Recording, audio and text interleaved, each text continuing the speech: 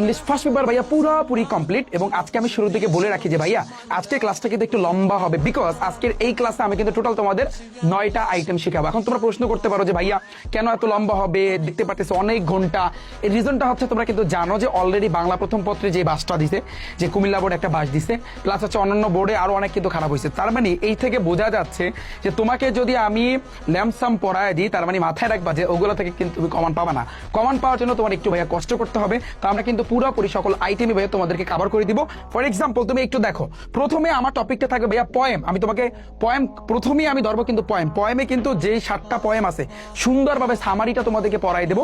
এই প্রথমেই স্টার্ট করবো আমি কিন্তু পয়েম দিয়ে। তোমরা পয়েমটা ঠান্ডা মাথায় দেখবা এবং ওখানে যে সামারিটা পড়াই টানা মুখস্থ করবা। পিডিএফ কিন্তু ডিসক্রিপশন বক্সে দেওয়া আছে, কমেন্ট সেকশনে দেওয়া আছে। ওকে, তারপর আমি এই স্টোরি, সিন, আনসিন, সামারি লেখ কিভাবে তুমি লেখবা, সামারিতে একেবারে ফুল মার্ক পাইতে হবে। তোমার ম্যাসিং লেখার যে টেকনিকটা, প্লাস হচ্ছে ম্যাসিং তুমি কটা পড়বা, কি পড়বা, রিয়ারেন্স লেখার টেকনিকটা, তারপর হচ্ছে রাইটিং পার্টে যা আছে, এবং হচ্ছে সাজেশন।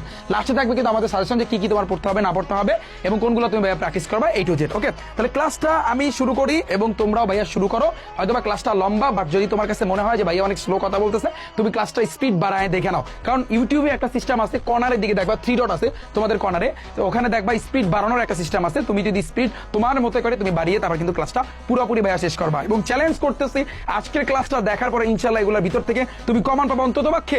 আমি বলে দিলাম পয়েম, স্টোরি এগুলো থেকে কমান আসবে, মাথায় রেখো। ভাইয়া এখন আমরা কিন্তু কবিতা শিখবো এবং এই কবিতা নিয়ে তোমরা প্রত্যেকে প্যারায় আছো। তোমরা বলো যে ভাইয়া কবিতা থেকে কি কোশ্চেন আসবে, আমরা কি ফুল মার্ক তুলতে পারবো কিনা। ইয়েস, আজকে আমি তোমাকে চ্যালেঞ্জ দিচ্ছি।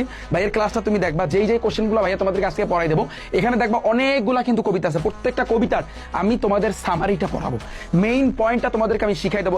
এমন ভাবে শিখাই দেবো, তুমি জাস্ট ক্লাসটা করতে থাকো। ক্লাসে তুমি মনে মনে পড়বা, তুমি দেখবা এগুলোর ভিতর থেকে একেবারে 10টা কোশ্চেন কমান, 10-এ 10। তুমি পয়েমে 10-এ 10। ওকে, চ্যালেঞ্জ দিচ্ছি তোমাকে। তো প্রথমত আসে ভাইয়া বুক। এই বই কবিতাটা লিখছে কেডা? ইলিনর ফরসন। ফাইন, তো আমরা মেইন অংশটা দেখবো। মেইন অংশটা কিরকম তুমি একটু চিন্তা করো যে ভাইয়া এই হচ্ছে কিন্তু তোমার কবিতা, এবং কবিতার পর এই যে দেখো কতগুলা কোশ্চেন আছে যে what does book bring to us, বই আমাদের কি দেয়, তারপর হোয়াই কেন ইজ বুক কল্ড, বইকে বলা হয় এ ম্যাজিক বক্স, কেন বইকে ম্যাজিক বক্স কিন্তু বলা হয়ে থাকে, এরকম প্রশ্ন কিন্তু আসবে।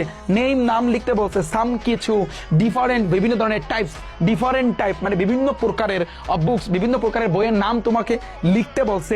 এরকম কোশ্চেন কিন্তু ভাইয়া আসবে। তো আমাদের মেইন জিনিসটা যদি আমরা শিখে ফেলি, অনেকগুলো কোশ্চেন আমি কিন্তু কে পর্যন্ত কিন্তু দিছি। এখানে দেখো এ থেকে পি সি ডি কতগুলো কোশ্চেন, একেবারে কে পর্যন্ত সবগুলো কোশ্চেনের অ্যান্সার তুমি ভাইয়া দিতে পারবা যদি তুমি